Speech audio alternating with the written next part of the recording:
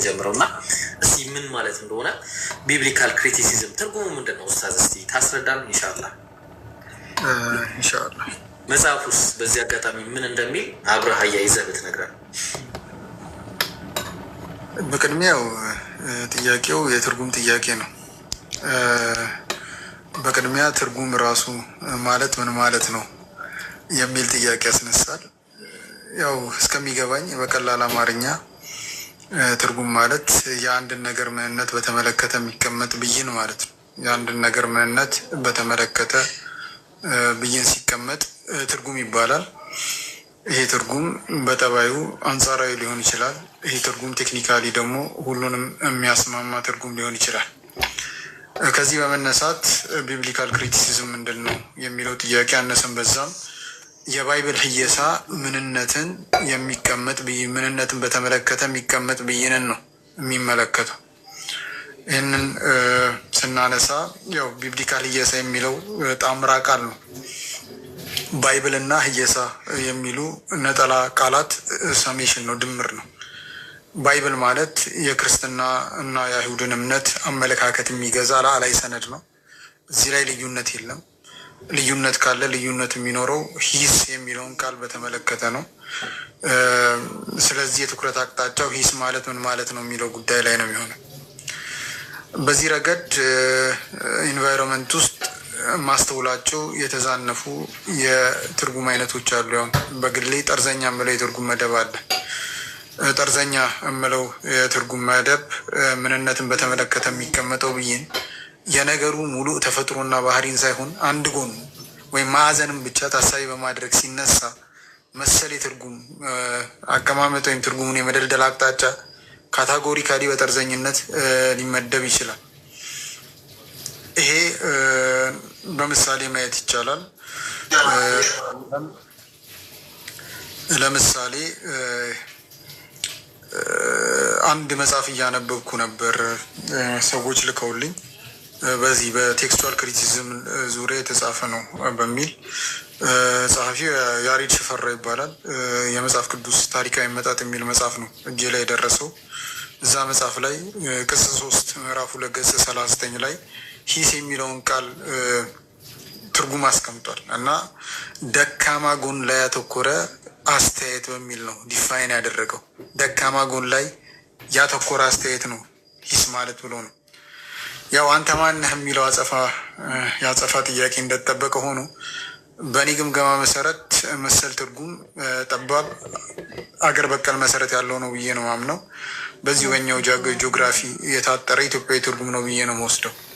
ስለዚህ በኛው ጂኦግራፊ ወሰን ታጥረን የፈጠርነው ፍቺ ላይ ቆመን ቴክኒካሊ ቴክስቹዋል ክሪቲሲዝም ወይም ክሪቲሲዝም ዲፋይን ለማድረግ የመሞከር በውጤቱ ሚስሊዲንግ ነው የሚሆነው፣ አሳሳች ይሆናል። በመሆኑ በግል ይህንን ትርጉም አልቀበለውም። አነሰን በዛም የእውቀት ማህበረሰቡም ይቀበለዋል ብዬ አልወስድም። ስለዚህ መሰል የትርጉም መንገዶች አሉ፣ ትርጉምን የማስቀመጥ አቅጣጫዎች አሉ። በዚህ መንገድ የሚሰጡ ትርጉሞች የሆነ ታሪክን ያስታውሱኛል። ያው ካነሳው አይቀር 5 ዕውሮች ናቸው አሉ እና እነዚህ ዕውሮች ዝሆን ምንድን ነው ተብሎ ተጠየቁ። ሲጠየቁ ዝሆኑን ነኩት። አንዱ ኩምቢውን ነካና ዝሆን ማለት የሆነ ድቡልቡል ነገር ነው አለ። ኩምቢውን ነክቶ ነው እንደዛ ያለው። አንዱ ቀንዱን ነካና ዝሆን ማለት ደረቅ የሆነ ሹል የሆነ ነገር ነው አለ እና ሌላውም በተመሳሳይ የሆነ ፓርቱን እየነካ ተመሳሳይ ዲፊኒሽን ሲሰጥ የሰጡበት ሁኔታ ተፈጠረ ማለት ነው። ሁሉም ግን ዝሆንን በተመለከተ ወጥ የሆነ ዴፊኒሽን ማስቀመጥ የቻሉበት ሁኔታ አልነበረ። ምክንያቱም ፓርሻሊስት ናቸው ማለት እንችላለን። በዴፊኒሽን የሆነ ፓርትን መሰረት አድርገው ነው ቶታሊቲውን ዲፋይን እያደረገ ያሉት። ያው መሰል የትርጉም መንገድን ነው የሆነ ጠርዝ ላይ የቆመ የትርጉም መንገድ ብዬ ያልኩት። ምን ይገልጸዋል ሲባል አንደኛ መሰል የትርጉም ድልድል ውስን ዳታ ላይ ነው የሚመሰረተው። ኮምፕሊት ዳታውን ከግምት ውስጥ ባስገባ መልኩ የሚፈጸም ትርጉም የመደልደል አቅጣጫ አይደለም። ሁለተኛ ልክ እንደነዚህ ሰዎች ዴፊኒሽንን ከካራክተሪስቲክ ጋር የመደበላለቅ ባህሪ ይታይበታል። ሶስተኛ ጉዳዩን በተመለከተ የተሟላ ግንዛቤ መፍጠር በሚችልበት ቁመና ላይ አይደለም ዲፋይን የተደረገው። አራተኛ ለተሳሳትና ለተዛባ ድምዳሜ እድል የሚሰጥ ነው። ስለዚህ በዚህ መልኩ የሚፈጸም ትርጉም የመደልደል አቅጣጫ ምናልባት የቃሉ ማህበራዊ አጠቃቀም ካልሆነ በቀር ቴክኒካል አጠቃቀም ከመረዳት የሚመነጭ አይደለም የሚል እምነት አለኝ። ይህ ሁኔታ ደግሞ አነሰን በዛም ከተራ ሰዎች ጀምሮ በዘርፉ እውቀት ካላቸው እስከሚባሉ ሰዎች ድረስ በየደረጃው የሚንጸባረቅ ነው። ስለዚህ ያኔ በግሌ አንተ ይህንን ቢብሊካል ወይም ደግሞ ህየሳ የሚባለውን እንዴት ነው የምታየው ሲባል በእኔ ግምት ህየሳ ማለት የአንድን ነገር ድክመት ወይም ጥንካሬን ወይም አጠቃላይ ሁኔታን በተመለከተ የሚቀመጥ ብይን ወይም ፍርድ ማለት ነው። ስለዚህ ጥንካሬ ላይ ሲያተኩር ህየሳ ወይም ሂስ ፖዘቲቭ ክሪቲሲዝም ተብሎ ሊቀመጥ ይችላል፣ ዲፋይን ሊደረግ ይችላል። ድክመት ላይ ሲያተኩር ኔጌቲቭ ክሪቲሲዝም በሚል ጎራ ሊደለደል ይችላል። አንዳንዶች ኮንስትራክቲቭ ክሪቲሲዝም፣ ዲስትራክቲቭ ክሪቲሲዝም በሚል የጎራ ድልድል ሲገልጹት እናስተውላለን። የተለያዩ መጽሐፎች ላይ መዝገበ ቃላቶች ላይ ለምሳሌ እዚሁ ቢብሊካል ክሪቲሲዝም ውስጥ የክሪቲሲዝም ታሪክ ላይ በሰፊው የሚታወቁ ሁለት ጂኒየሶች አሉ። ዌት ስኮት እና ሆርት ይባላሉ። ያው አላቅም ጥያቄ ከተነሳ በኋላ ወደ እነሱ እንመጣለን። ሆኖም እነሱ አንድ ያስቀመጡት ግምገማ ነበር። ለምሳሌ ስለ ስክራይብስ ሲያወሩ፣ ስለ ገልባጮች ሲያወሩ ገልባጮች ዶግማን መነሻ ባደረገ መልኩ በአዲስ ኪዳን ሰነድ ውስጥ ወይም ደግሞ በአዲስ ኪዳን ሰነድ ውስጣዊ ይዘት ላይ ሆን ብለው የፈጸሙት ለውጥ ወይም ማሻሻያ የለም የሚል ነገር አስቀምጠዋል። ወይም ደግሞ ይህን የሚጠቁም ምልክት የለም የሚል ፍርድ ሰጥተዋል። ፍርዱ ትክክል ነው ትክክል አይደለም ሌላ ጥያቄ መሆኑ እንደተጠበቀ ሆኖ ማለት ነው ያሉት ዜር አር ኖ ሳይንስ ኦፍ ዴሊብሬት ፎልሲፊኬሽን ኦፍ ዘ ቴክስት ፎር ዶግማቲክ ፐርፐዝ ነው ያሉት። ፍርድ አስቀምጠዋል። ክሪቲሲዝም ነው ግን አሉታዊ በሆነ መንገድ አስተያየት መስጠት ማለት አይደለም። በዚህ መንገድ ፍርድ የሚያስቀምጠው አካል በዴፊኒሽን ሀያሲ ተብሎ ሊቀመጥ ይችላል። ፍርዱን የሚቀበለው አካል ሂስ ተቀባይ ተብሎ ሊቀመጥ ይችላል። ሂስ ማለት ከሆነ ለእኔ ቢብሊካል ክሪቲሲዝም ወይም ቢብሊካል ህየሳ ሲባል የባይብል ሰነድ እንደ ሰነድ ጥንካሬውን ወይም ድክመቱን ወይም ጠቅላይ ሁኔታውን በተመለከተ የሚቀርብ ብይን ወይም ፍርድ ማለት ነው። ስለዚህ ይህን ነው የሚመስለው። መነሻውን መጽሐፉ ላይ አነሰን በዛም እነዚህን ኮንሲደር ያደረገ ነው የሚሆነው። ያው ይህን ይመስላል። ማሻላ ጀዛከላ ኸይር ኡስታዝ። ያው እንደሰማችሁት የቢብሊካል ክሪቲሲዝም ትርጉም ራሱ ማለት ምን ማለት እንደሆነ ከሚለው ጀምሮ ያው የእሱን ምልከታና ሌሎችም መዝገበ ቃላቶች ምን አሉ የሚለውንም አክሎ ገልጾልናል ኡስታዝ ጀዛከላ ኸይር። እስቲ በዚህ በቢብሊካል ክሪቲሲዝም ጉዳይ እስቲ አይነቶች አሏቸው ኡስታዝ? ምናልባት እስቲ መጽሐፍ ውስጥ ምን ይላል በዚህ ጉዳይ ላይ አይነቶች እስካላቸው? አዎ አይነቶች አላቸው፣ ክላስ አላቸው፣ መደብ አላቸው።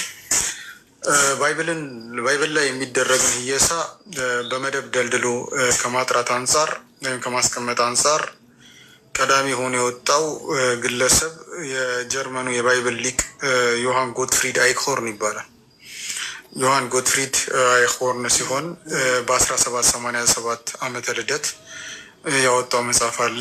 የብሉይ ኪዳን መግቢያ የተሰኘ መጽሐፍ ነው። በ3 ቮሊዩም የተጻፈ መጽሐፍ ነው። እዛ መጽሐፍ ላይ ሁለተኛው እትም ላይ ድልድሉን ያስቀምጠዋል። ከፍተኛና ዝቅተኛ በሚል መደብ የተለዩ 2 የህየሳ ድልድሎች ይዞ የመጣ ምሁር ነው። ያው ጎትፍሪድ አይክሆርን የተባለው ምሁር ስለሱ መረጃ ከመስጠት አኳያ ጀርመናዊ የስነ መለኮት ምሁር ብቻ ሳይሆን የምስራቅ ጥናት ኦሪንታሊስት የሚባል የጥናት ዘርፍ አለ። ኦሪንታሊስትም ጭምር የሆነ ምሁር ነው። አንዳንዶች ይህንን ግለሰብ የላዕላይ ወይም የከፍተኛ ህየሳዊ መደብ አባት ይሉታል። ያው ከፍተኛ ህየሳዊ መደብ የራሴ ቋንቋ አጠቃቀም ነው፣ ያው እንዲመች ብዬ የተጠቀምኩት። የዚህ አባት ፋዘር ኦፍ ሃየር ክሪቲሲዝም በመባል ነው በሰፊው የሚታወቀው። ይህ ግለሰብ የባይብልን ጥናት ከዶግማ ተጽዕኖ ወሰን በማውጣት ሳይንሳዊ በሆነ መንገድ ለማጥናት አነሰን በዛም ጥረት አድርጓል። ስለዚህ ብዙ አስተዋጽኦች ያሉት ሰው ነው። አንደኛው አስተዋጽኦ የጎራ ድልድሉ ከፍተኛና ዝቅተኛ ሃየር ክሪቲሲዝም እና ሎወር ክሪቲሲዝም የሚለውን ቃል መፍጠሩ። ሁለተኛው የብሉይ ኪዳን መግቢያ ኢንትሮዳክሽን ቱ ዲ ኦልድ ቴስታመንት የተሰኘ መጽሐፍ አለው። ሶስተኛ በደንብ አላቅም ብዙዎቹ ማያውቁት ይሄ ዶክመንተሪ ሃይፖቴሲስ ይባላል። ከተነሳ በኋላ ማንሳታችን አይቀርም። የሃየር ክሪቲሲዝም አካል ነው እና ዶክመንተሪ ሃይፖቴሲስ ላይ የራሱ የሆነ ኮንትሪቢሽን የነበረው ሰው ነው። ሀሳቡን ከማዳበር አንጻር የራሱ የሆነ አስተዋጽኦ ያለው ሰው ነው። ከእርሱ በፊት አንድ ፈረንሳዊ ሐኪም ጄን አስተርክ የሚባል ለፈጣሪ ጥቅም ላይ የዋሉ የህዌና ኤሎሂም የሚባሉ ስሞች ላይ በመመስረት ኦሪት ዘፍጥረት ከሁለት ምንጮች እንደተቀናበረ ጠቁሞ ነበር። አይክሆርን ግን ይህንን ጥናት በጣም አስፋፍቶታል። ከዚህ የህዌና ኤሎሂም ከሚሉ ስሞች ብቻ ሳይሆን ከዛ በመውጣት ያስፋፋበት ሁኔታ ተፈጥሯል። ይህን ስል አንዱ አይክሆርን ጄና ኢ የተባሉ ዶክመንቶች በዘፍጥረት ብቻ ሳይሆን በሙሉ ፔንታቱክ ወይም አምስቱ የሙሴ መጽሐፍት ውስጥ እንደሚገኝ የጠቆሙበት ሁኔታ ተፈጥሯል። ይህን ሲያደርግ ታሳቢ ያደረገ ያው ለፈጣሪ ጥቅም ላይ የዋሉ ልዩ ስሞችን ብቻ አይደለም። ታሳቢ ያደረገው የሰነዱን የስነ ጽሁፍ ዘይቤ ሊትራሪ ስታይል የሚሉት ማለት ነው። እሱንም ጭምር ታሳቢ አድርጓል። ከዛ ውጭ በጣም የሚታወቅበት አንድ መላምት አለው። ፕሪሚቲቭ ጎስፒል ሃይፖቴሲስ የሚባል አለ። ይሄ ከአዲስ ጥናት ጋር ይያያዛል። አይክሆርን ለሲኖፕቲክስ ፕሮብለም ያው አነሰን በዛም ሰምታችሁታል። በማቴዎስ በማርቆስ እና በሉቃስ ወንጌል መሀል ያለው ተመሳስሎን በተመለከተ ያለ ፕሮብለም ነው። እሱም በተመለከተ ኡሪቫንጂሊየም ወይም የመጀመሪያው የጥንት ወንጌል በሚል የሚታወቅ ንድፈ ሀሳብ እንዳስፋፋ ይህ ንድፈ ሀሳብ ከማስፋፋት አኳያ የራሱን አስተዋጽኦ እንዳበረከተ ይጠቀሳል።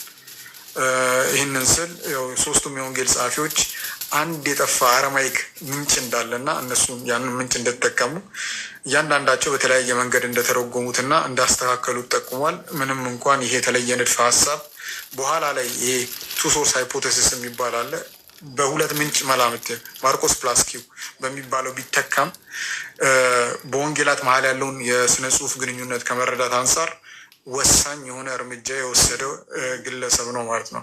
እና ይሄ ግለሰብ ነው ሃየር እና ሎወር በሚባል የመደብ ጎራ ራሱ ቢብሊካል ክሪቲሲዝምን በሁለት መሰረታዊ የመደብ ጎራዎች የደለደለው። ኦኬ ኡስታዝ ጀዛከላ ኸይር። በጣም የሚገርም ማብራሪያ ነው የሰጠን ማሻአላህ። ስለዚህ እስቲ በዚሁ አጋጣሚ ይሄንኑ ካነሳኸው አይቀር ሃየር ክሪቲሲዝም እና ወይ ደግሞ ሎወር ክሪቲሲዝም አለዛ ደግሞ ላላይና ታህታይ የሚባለው ክሪቲሲዝም አይነቶች ምን እንደሆኑ እስቲ ብታስረዳን ኡስታዝ አንድ ላይ በዚሁ አጋጣሚ። ያው ጥያቄው ላላይ ህየሳዊ መደብ በሚል የተቀመጠው እና ታህታይ ህየሳዊ መደብ ተብሎ የተቀመጠው ምንድን ነው የሚለው ነው። ከሞላ ጎደል ያው የትኩረት አቅጣጫቸው ላይ እነዚህ የክሪቲሲዝም መደቦች ልዩነት የሚያሳዩት። ላዕላይ ህየሳዊ መደብ ሲባል ለሰነዱ ምንጭና እድገት ምክንያት የሆኑ የጀርባ ክስተቶች ላይ የሚያተኩር ህየሳ ነው። በዚህ ስር የጽሁፉ ምንጭ፣ እድገት፣ የተጻፈበት ዘመን፣ ታሪካዊ አውድና መሰል ጉዳዮች ተካታች ይሆናሉ። በዚህ ዘርፍ የሚነሱም ጥያቄዎች አሉ። ይህ ጽሁፍ የጻፈው ማን ነው? ይህንን ሰነድ ያዘጋጅ የጻፈው ማን ነው? በሚል ኦሪጂኑን ይጠይቃል። መቼ ነው የተጻፈው? የት ነው የተጻፈው? ሲጻፍ በሂደቱ ላይ ጫና ያሳረፉ ታሪካዊ፣ ማህበራዊ እና ባህላዊ ዳራዎች ካሉ እነዛ ምንድን ናቸው? ኖት ኦንሊ ዚስ ፖለቲካል ዳራዎችም ክስተቶችም ካሉ ይጠይቃል። ደራሲው ሰነዱን ከማዘጋጀት አኳያ ወይም በማዘጋጀት ሂደት ውስጥ ምን አይነት ምንጮች ተጠቅሟል ሲል ይጠይቃል። ጽሁፉን ከማዘጋጀት አንጻር የደራሲው የቴዎሎጂ ዓላማ ካለ ያ የቴዎሎጂ ዓላማ ምንድን ነው ሲል ይጠይቃል። የሰነዱን ስነ ጽሁፋዊ ዘውግ ምንድን ነው? ለምሳሌ ታሪካዊ ነው፣ ትርክት ነው፣ ግጥም ነው፣ ህግ ነው፣ ደብዳቤ ነው፣ ትንቢት ነው እያለ ይጠይቃል። ይህን የህየሳዊ መደብ ያው አንዳንድ ምሁራን በሁለት ዋና ጎራዎች ይደለድሉታል። አንደኛው ጎራ ሂስቶሪካል ክሪቲሲዝም የሚሉት ነው፣ ወይም ዳይክሮኒክ ይሉታል አንዳንዶች። ያው ይሄ መንገድ ጽሁፉን በታሪክ ሂደት ውስጥ ይመለከታል። 3 ንዑስ የህየሳ መደቦች እዚህ ውስጥ ይካተታሉ። አንዱ የምንጭ ንዑስ ህየሳ የሚሉት አለ፣ ሶርስ ክሪቲሲዝም ማለት ነው። ሰነዱ አሁን በሚገኝበት የቅርጽና የመልክ አደረጃጀት እንዲዋቀር በምንጭነት ያገለገሉ ሰነዶችን በተመለከተ የሚቀርብ ህየሳ ነው ሶርስ ክሪቲሲዝም። ሌላው ፎርም ክሪቲሲዝም የሚባል ነገር አለ። በሰነድ ውስጥ ያሉ ስነ ጽሁፋዊ ቅርጾች ወይም ዘውጎች፣ ምሳሌዎች፣ መዝሙሮች፣ ህጎች፣ ድንጋጌዎች በተመለከተ የሚቀርብ ህየሳ ነው። ሲትስ ኢም ሌበን የሚሉት ነገር አለ በጀርመን ሴቲንግ ላይፍ ማለት ነው። እዚህ ክሪቲሲዝም ውስጥ ያለ ቤዚክ የሆነ ፕሪንስፕል ነው። ሌላው አርታኢ ንዑስ ህየሳ የሚባል አለ። ሪዳክሽን ክሪቲሲዝም የሚሉት ነው። የመጨረሻውን ጽሁፍ ለመፍጠር በመረጃነት ወይም የመረጃ ምንጮችን በማስተካከል በማደራጀት በመቀየር ያገለገሉ ሪዳክተርስ ማለት ኤዲተርስ ማለት ነው አሉ። እነሱን የተመለከተ ህየሳ ነው። ይሄ አንደኛው ነው። ሁለተኛው ሊትራሪ እና ፖስት ሞደርን ክሪቲሲዝም ወይም ሲንክሮኒክ ይሉታል። ይህ መንገድ የጽሁፉ ታሪካዊ አመጣጠን ወደ ጎን በመተው ጽሁፉ አሁን ባለው ይዘት ላይ ብቻ አተኩሮ የሚፈጸም ነው። እዚህ ስር ያው ካኖኒካል ክሪቲሲዝም የሚባል አለ። ቀኖናን በተመለከተ የጽሁፉ በቀኖና ውስጥ ያለውን ቦታ በተመለከተ ለምሳሌ ከሆነ ክሪቲሲዝሙ ካኖኒካል ክሪቲሲዝም ተብሎ ሊቀመጥ ይችላል። ናሬቲቭ ክሪቲሲዝም የሚባል አለ። ትርክታዊ ህየሳ ባይብል እንደ አንድ ትርክትን በመመልከት ውስጡ ያለውን ሴራ፣ ፕሎት፣ የገጸ ባህሪያት አወቃቀር፣ ቦታና የታሪኩን ፍሰት ሲመረምር መሰል ህየሳ ናሬቲቭ ክሪቲሲዝም ይባላል። ከዛ ውጪ ትርጉም የሚፈጠረው ያው አንባቢ ከጽሁፉ ጋር በሚኖረው መስተጋብር ነው። ይህን ተቀብሎ የሚነሳ ፎርም ኦፍ ክሪቲሲዝም አለ። ሪደር ሪስፖንስ ክሪቲሲዝም ይሉታል፣ ወይም ደግሞ የአንባቢ ምላሽ ህየሳ ልንለው እንችላለን። ይሄ አነሰም በዛም ሀየር ክሪቲሲዝም የሚያየው ነው። ሁለተኛው ፎርም ኦፍ ክሪቲሲዝም ያው ታህታይ ስነ ህየሳዊ መደብ በሚል ወይም ሎወር ክሪቲሲዝም ተብሎ ወይም ቴክስቹዋል ክሪቲሲዝም ተብሎ የሚታወቀው ነው። ታህታይ ህየሳዊ መደብ ምንድን ነው የሚለውን ጥያቄ ከመመለስ አንጻር የቀረቡ ትርጉሞች አሉ። እነዚህ ትርጉሞች በሁለት መሰረታዊ የመደብ ጎራ ሊደለደሉ ይችላሉ፣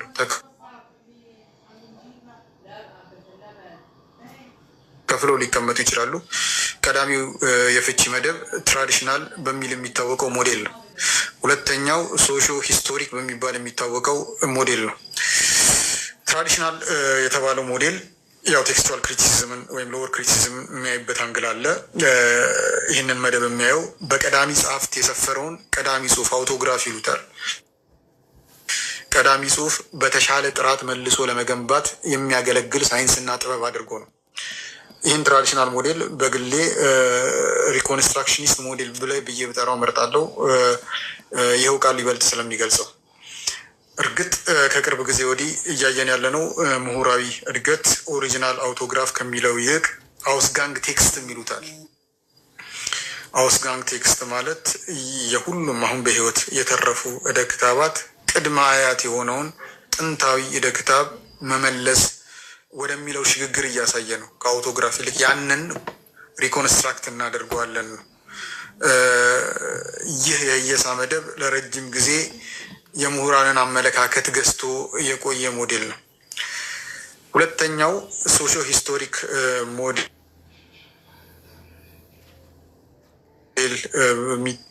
ቴክስቹዋል ክሪቲሲዝምን የሚያዩት ወይም ሎወር ክሪቲሲዝም የሚያዩበት መንገድ ነው። በዚህ የጎራ ድልድል ስር የሚወድቁ ምሁራን ታህታይ የህየሳ መደብን የሚያዩት የጥንታዊ ክርስትና እነዚህ የጽሁፍ ቅብብሎሽ እድገትና አጠቃላይ ማህበራዊ ታሪኩን ከመረዳት አንጻር ባለው ሲግኒፊካንስ ጠቀሜታ ነው። ይህም መንገድ በሁለተኛው ክፍለ ዘመን ያደጉ የክርስትና አንጃዎች በመካከላቸው ያለውን ግንኙነት ባህሪ ለመረዳት እድል ይሰጣል ብሎ ይወስዳሉ። ዘርፉ ወይም ቴክስቹዋል ክሪቲሲዝም ይህንን ጥረት የሚደግፍ ወሳኝ መሳሪያ ነው ብሎ ያስባሉ። ሀሳቡን ይበልጥ ማብራራት ካስፈለገ የመጀመሪያው ትራዲሽናሊስት የተባለው የትርጉም መደብ ትኩረቱ ራሱ ሰነዱ ላይ ነው፣ ቴክስቱ ላይ ነው። አንድን ጽሁፍ ትክክለኛ ቃላት ወደ ቀዳማዊ ግኝቱ ወይም አውቶግራፍ ቅድም ያልኩት ወይም አውስጋንግ ቴክስት ወደሚባለው መመለስ ላይ ያተኩራል። ያሉ መዛግብቶችን በማመሳከር መሰረት ላይ አንድን ጽሁፍ ወይም ቃላት ወደ ቀዳማዊ ግኝቱ ለመመለስ የሚጥሩ ምሁራን ያው ትራዲሽናሊስት ነው የሚባሉት አሁን ባለው ክላሲፊኬሽን። በዚህ ስር አንዳንድ ምሁራን ማንሳት ይቻላል። እንደነ ኮንስታንቲን ፎን ሸንደርፍ፣ ጄጄ ግሬስባክ በኋላ እናወራለን እና ዌት ስኮት እና ሆርትን ጨምሮ ፍሬድሪክ ኬኒዮን የተባለ ኩርት አላንድ፣ ብሩስ ማኒ መተዝገር፣ ጎርደን ፊ፣ እነዚህ ፊሊፕ ኮንፈርት የተባሉ ምሁራን ሊጠቀሱ ይችላሉ። እነዚህ ምሁራን ያስቀመጡትም ዴፊኒሽን አለ እናንሳው ከተባለ ማለት ነው። ለምሳሌ ግሪንሊ የተባለ ምሁር ይህን መደብ ምንነት ሲያብራራ ኦሪጂናል ምንጩ የጠፋ ማንኛውንም ሰነድ ከመመለስ አንጻር በቅጂዎች ላይ የሚፈጸም ጥናት ነው ሲል የጻፈው። ዌስኮት እና ሆርት የሰጡትም ትርጉም ከዚህ የተለየ አይደለም። አሁን በእጃችን ላይ ከሚገኙ ቅጂዎች በመነሳት የአዲስ ኪዳንን ኦሪጂናል ጽሑፍ በትክክል ለማቅረብ የሚደረግ ሙከራ ነው ያሉት። እንደነ ፔትዘር የተባሉ ምሁራን ደግሞ ኦሪጂናል የግሪክ ጽሑፍን መልሶ ግንባታን ለማረጋገጥ የሚፈጸም የተቀናጀ ጥረት እንደሆነ ነው ያስቀመጡት እና አነሰን በዛም ባለፉ 2 ተኩል ዓመታት የአዲስ ኪዳን ጽሑፍ መልሶ የመገንባት ተግባራዊ ሂደት ሲጤን በአብዛኛው ሊባል በሚችል ደረጃ የዘመኑ የአዲስ ኪዳን መሰረታዊ ትኩረትና ግብ ይህን ኦሪጂናል አውቶግራፍ የመመለስ ነው። እደ ክታባትም እነዚህን አውቶግራፍ ከመመለስ አንጻር ዋና ምንጭ ሆነው ነው የሚያገለግሉት። እደ ክታባት ግብ አይደሉም። ባይሆን የመጀመሪያውን ጽሑፍ አውቶግራፍ ለማግኘት የሚያገለግሉ መሳሪያ ናቸው። ዘርፉ ያው የሚጠይቃቸው ጥያቄዎች አለ። ሎወር ክሪቲሲዝም የሚባለው አንደኛ የመጀመሪያው ደራሲዎች በትክክል ምን ጻፉ የሚለውን ጥያቄ ያነሳል። በብዙ ዓመታት የግልበጣ ታሪክ ልዩነቶች ወይም ስህተቶች እንዴት ገቡ? ትራንስሚሽናል ኢረርስ የሚባሉ ነገሮች አሉ። እነሱ እንዴት መጡ? ከእነሱ ጋር ተያይዞ የተፈጠሩ ቫሪያንት ሪዲንጎችን የንባብ ልዩነቶችን ያያል። ከዛ በእጃችን ላይ ካሉ ነባር እደ ክታቦች ትርጉሞች ወይም ጥቅሶች መካከል የትኛው ነው የመጀመሪያውን አባባል የመጠበቅ እድሉ ከፍተኛ ነው የሚለውን ነገር ያያል። ይሄ ሎወር ክሪቲሲዝም ውስጥ ትራዲሽናሊስት የተባለው አመለካከት የሚያይበት አንግል ነው። ሁለተኛው ቅድም ያልኳችሁ የማህበረ ታሪካዊ ሞዴል አለ። በዚህ የማህበረ ታሪካዊ ሞዴል አቅጣጫ አለ። ይሄ በዚህ በቴክስቹዋል ክሪቲሲዝም ታሪክ ውስጥ በቅርብ ጊዜ ያየነው እድገት ነው። ይህ መንገድ የጥንቱን ክርስትና ታሪክ ለመረዳት የሚያገለግል መሳሪያ ሲሆን የገልባጮችን ማህበራዊና ታሪካዊ አውድ እንዲሁም በዚህ አውድ ውስጥ በመሆን ሰነድ የተከተለው የረጅም ጊዜ ቅብብሎች ታሪክን ይመለከታል። በዚህ መሰረታዊ ትንተና አቅጣጫ ላይ ከሚደረግ ቀጥተኛ ምልከታ መውሰድ የምንችለው የዘርፉ ውልደትና እድገት በቀጥታ ሆርት ከወሰደው አቋም እና ለዚህ አቋም ምሁራን ከሰጡት ምላሽ ጋር ነው የሚያያዘው።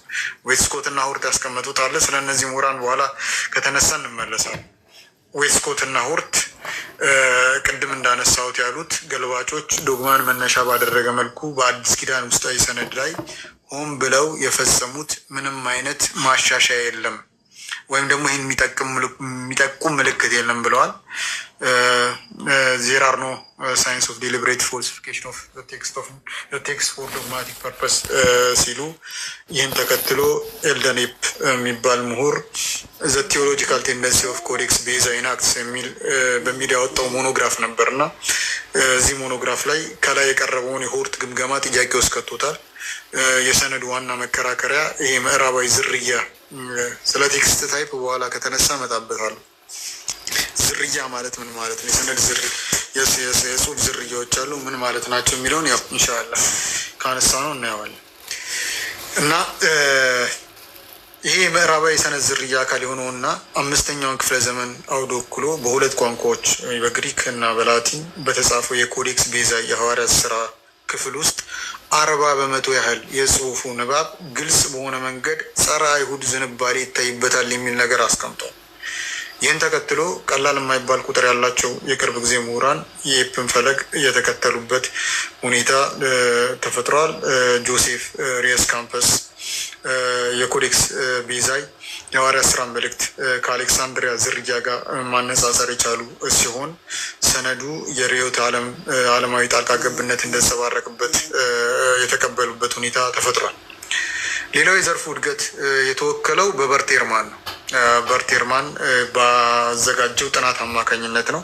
በርት ኤርማን በብዙ ህትመቶች ውስጥ በጥንት ክርስቲያን አንጃዎች ውስጥ የተካሄዱ የስነ መለኮት ግጭቶች፣ እነዚህ ግጭቶች ጽሑፉን በሚያስተላልፉ ገልባጮች አመለካከት ላይ ያሳረፉት ምት፣ እንዲሁም ይህን ተከትሎ የሰነዱ ይዘትን ከመቀየር አንጻር ሆን ተብለው የተፈጸሙ እድገቶችን የሚተነትን መጽሐፍ ያሳተመበት ሁኔታ ላይ ኤርማን ካወቃችሁት አላቅም ኦርቶዶክስ ኮረፕሽን ኦፍ ስክሪፕቸር የተባለ ጥናት አለው።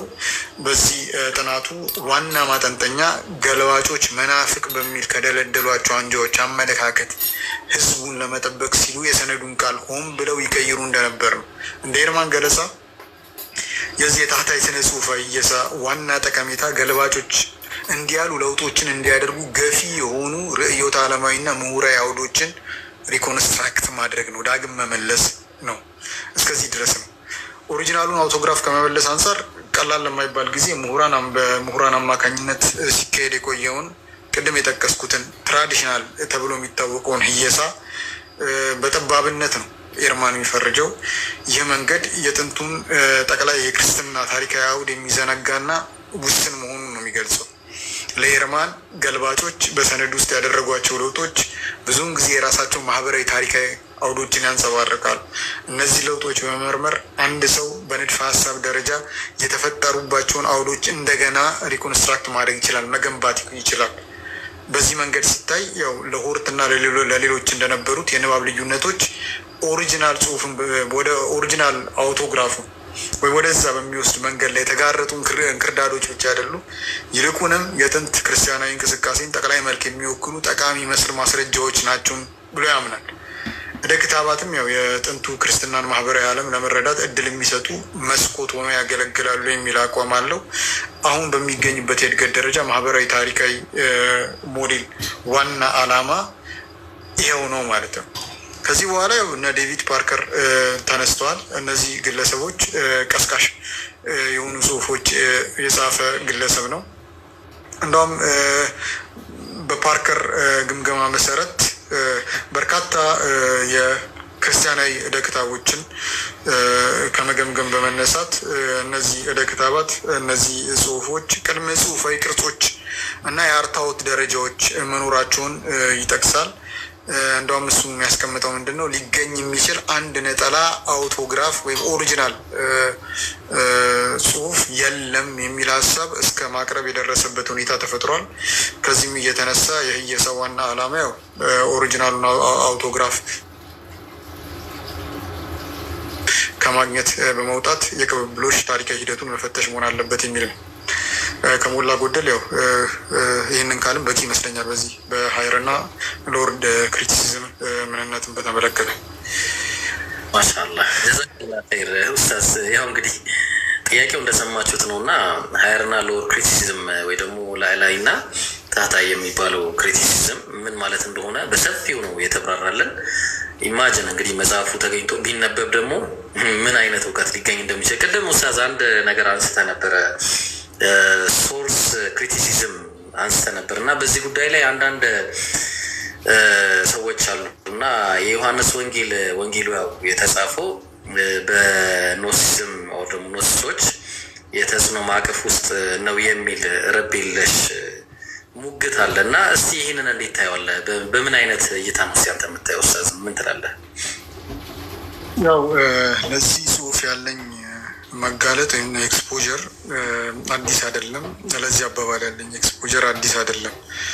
እኔም የሆነ ዌብሳይት በተለይ ሚሽነሪዎች አንድ የአፖሎጄቲክ ምንጭ የሆነ ዌብሳይት እያነበብኩ እዛ ዌብሳይት ላይ ተመሳሳይ አመለካከት ሲቀነቀን አይቻሉ። ያው እነሱ ዮሐንስ ወንጌል አንዳንድን በተመለከተ ለኡስታዝ ወሂድ መልስ ሰጠን ብለው ነው የጻፉት እና እዛ ላይ ዮሐንስ ወንጌሉን ሲጽፍ የጻፈው ይህ ኖስቲሲዝም በተለይ ቫላንቲኒያን የተባለ የኖስቲስ ዝርያ ተጽዕኖ እጅግ ባየለበት አውድ ውስጥ ስለሆነ በሚል ያቀረቡበት ሁኔታ አለ።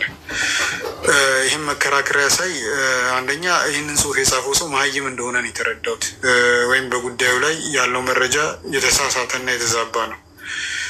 ቫላንቲኒያን የተባለው ግለሰብ የተወለደው በመቶ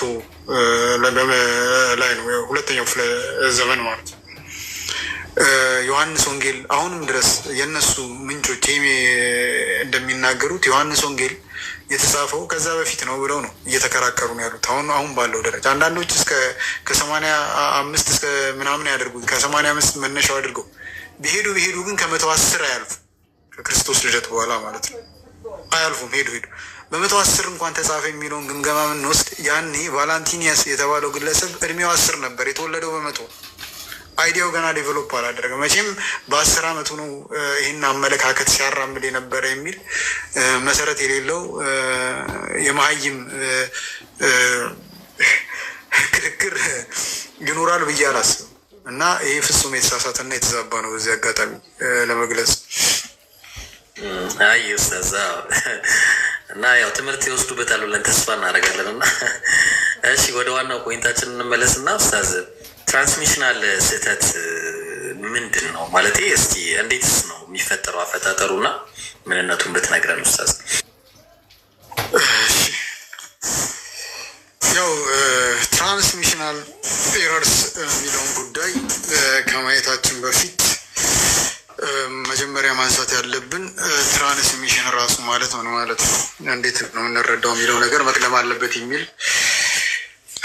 ሀሳብ አለኝ። አንዴ ከይቅርታ ጋር ውሃ ልጠጣ።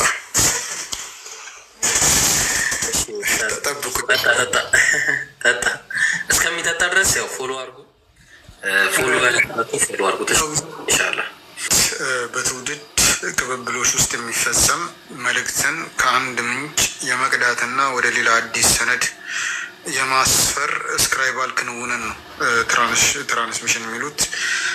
አነሰም በዛም የሰነዱን መልእክት ለመጠበቅ ያለመ ነው። ይህ ክንውን መልእክቱን ከአንድ ምንጭ ቀርቶ ወደ ሌላ ሰነድ የሚያሰፍረው አካል ቴክኒካሊ ስክራይብ ነው የሚባለው ወይም ገልባጭ ነው የሚሉት።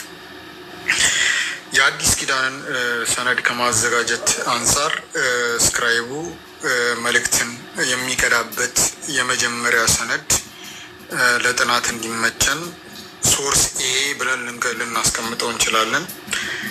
የተቀዳ መልእክት የሰፈረበት ሁለተኛ ሰነድ ደግሞ ሶርስ ቢ ተብሎ ሊቀመጥ ይችላል። ኢረር ማለት ምን ማለት ነው? ሌላው ጥያቄ ስክራይቡ ወይም ገልባጩ አዲስ ሰነድ ከማዘጋጀት አንጻር ከሚቀዳበት ዶክመንት ወይም ቅድም እንዳልኳችሁ ሶርስ ኤ የቃል አጠቃቀም ያፈነገጠ ንባብ ዶክመንት ቢ ላይ ሲያስተዋውቅ ይህኔ ኢረር ተፈጠረ ተብሎ ሊቀመጥ ይችላል። ሶርሱ ላይ የሚገኘው ሶርሱ ያው በሁለት መልኩ ተከፍሎ ሊታይ ይችላል። ዋና የመረጃ ምንጭ ስለሆነ ሁለት መልክ አለው ይህ ሶርስ። አንደኛው ኦራል መልክ አለው። ኦራል መልክ ስል መረጃው ግኝቱ በቃል ደረጃ ሲሆን ኦራል መልክ ሊባል ይችላል። ይሄ ሶርስ ኦራል ሶርስ ሊሆን ይችላል አንዱ። ሁለተኛው ቴክስቹዋል መልክ ሊኖረው ይችላል። መረጃው ግኝቱ በጽሁፍ የሰፈረ ሲሆን፣ ስለዚህ ስክራይቡ የሚያገኘው መረጃ በመሰረታዊ መልኩ የተናጋሪ ድምፅ ሲሆን ሰች ካይንስ ኦፍ ሶርስ ኦራል ሶርስ ብለን ልናስቀምጠው እንችላለን። ሰች ካይንስ ኦፍ መረጃ ኦራል መረጃ ተብሎ ሊቀመጥ ይችላል። ስክራይቡ የሚያገኘው መረጃ መሰረቱ ቀድሞ የተጻፈ ሰነድ ሲሆን ይሄ መረጃ ቴክስቹዋል መረጃ ተብሎ ሊወሰድ ሊቀመጥ ይችላል። በዚህ መሰረት አንድ ስክራይብ አዲስ ሰነድ ከማዘጋጀት አኳያ የሚጠቀመው ሶርስ አፋዊም ወይም ኦራል፣ ቴክስቹዋል የሆነ ወይም በሰነድ ደረጃ የተቀመጠ መሰረት ሊኖረው ይችላል። በስክራይቡ አማካኝነት ያው ተፈጻሚ የሚሆነው አዲስ ሰነድን የማዘጋጀት ሂደት ኦራልም ቴክስቹዋልም መሰረት ሊኖረው እንደሚችል ካስቀመጥን በዚህ በዚህ መልኩ ተፈጻሚ የሚሆነው መልእክትን የመቅዳትና የማስተላለፍ የማስፈር ክንውን በሶስት መሰረታዊ የመደብ ጎራዎች ከፍሎ ማየት ይቻላል። እንዲመቸን አንደኛ ያው ከሰነድ ወደ ሰነድ የሚደረግ ግልበጣ አለ፣ የቲጂ ትራንስሚሽን እንለዋለን። ሁለተኛው ከቃል ወደ ሰነድ ነው፣ ኦቲ ትራንስሚሽን እንለዋለን። መጀመሪያ ኦራል ከዛ ቴክስታል ከዛ ቲኦቲ የምንለው ደግሞ አለ። አንዱ ቴክስት ይዞ እያነበበ ሌላኛው ስክራይብ ደግሞ ወይም ገልባጭ ደግሞ በጆሮ እየሰማ ነው የሚጽፈው። ቴክስቱን በቀጥታ እያነበበ አይደለም፣ ሌላው እያነበበለት። ስለዚህ መረጃው ከቴክስት ይነሳና የሚነገረው በኦራል ነው፣ በአፍ ነው። ከዛ ገልባጩ ደግሞ የሚያሰፍረው ወደ ቴክስት ነው። በዚህ መንገድ አለ። በዚህ ሂደት ውስጥ ነው ኢረር የሚፈጠረው ወይም ስህተት የሚፈጠረው ማለት ነው። እና እነዚህ ናቸው ለቫሪያንት ሪዲንግስ የንባብ ልዩነቶች መፈጠር እድል የሚሰጡት። ያው ቫሪያንት ሪዲንግስ ወደዛ መግባት ካስፈለገ ማለት የሆነ በመጽሐፉ በሆነ አንቀጽ ውስጥ የሚገኝ የሆነ የቃል አጠቃቀም በተመለከተ በዕደ ክታባት መካከል የሚታይ ልዩነት ካለ ቫሪያንት ሪዲንግ አለ ተብሎ ሊወሰድ ወይም ደግሞ ሊቀመጥ ይችላል። ከዚህ ጋር በተያያዘ ምሳሌዎችን ማንሳት እንችላለን። ለምሳሌ ሁለተኛ ጴጥሮስ ምዕራፍ 1 ቁጥር 1 ሊነሳ ይችላል።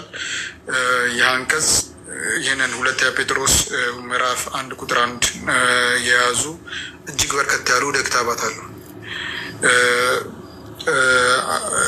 ግን በእነዚህ ዕደ ክታባት መሀል ያለው ልዩነት ሁለት ነው። አንደኛው የዕደ ክታብ ዝርዝር ቶቲዮ ሄሞን ካይሶቴሮስ ይላል። ቶቲዮ ሄሞን ካይሶቴሮስ ይላል። ሁለተኛው ደግሞ ቶቲዮ ሳይሆን ቶኪኩሪዮ ሄሞን ካይሶቴሮስ ነው የሚለው። አንደኛው ያው ስለ አምላክ ነው የሚያወሩ ቶቲዮ ነው የሚለው። ሌላኛው ደግሞ ቶኩሪዮ ነው የሚለው። ይህንን ሁለት የተለያዩ ንባቦች የያዙ ለምሳሌ ወደ 4 ዕደ ክታቦች አሉ። አንደኛው ዕደ ክታብ ኩሪዮ የሚለውን የያዘ ሲናይቲከስ የተባለው ዕደ ክታብ አለ፣ ኮዴክስ ሲናይቲከስ የተባለ። ሁለተኛው ዕደ ክታብ ፒ72 ይሉታል፣ ፓፓይረስ ቦድሜር ይሉታል። ቦድሜር ፓፓይረስ በ4ኛው ክፍለ ዘመን መጀመሪያ ወይም በ3ኛው ክፍለ ዘመን መጨረሻ እስከ 4ኛው ክፍለ ዘመን መጀመሪያ የተጻፈ ነው ተብሎ ነው የሚቀመጠው። ያው ሲናይቲከስ ከ330 እስከ 360 ተብሎ ነው የሚወሰደው። ሌላው የቫቲካንስ ኮዴክስ ቫቲካንስ አለ፣ ከ325 እስከ 355 የተጻፈ ዕደ ክታብ ነው። ሌላው 5ኛው ክፍለ ዘመን አሌክሳንድሪያንስ የተባለ ኮዴክስ አለ። እነዚህ 3 ዕደ ክታባት መካከል ቫሪያንት የሆነ ሁለት የተለያዩ ንባቦች እንዳሉ መውሰድ ይቻላል። የትኛውን ወደ ክታባዊ ድጋፍ ያለው ከተባለ ያው የመጀመሪያው ቶቲዮ የሚለው ነው ወደ ክታባዊ ድጋፍ ያለው።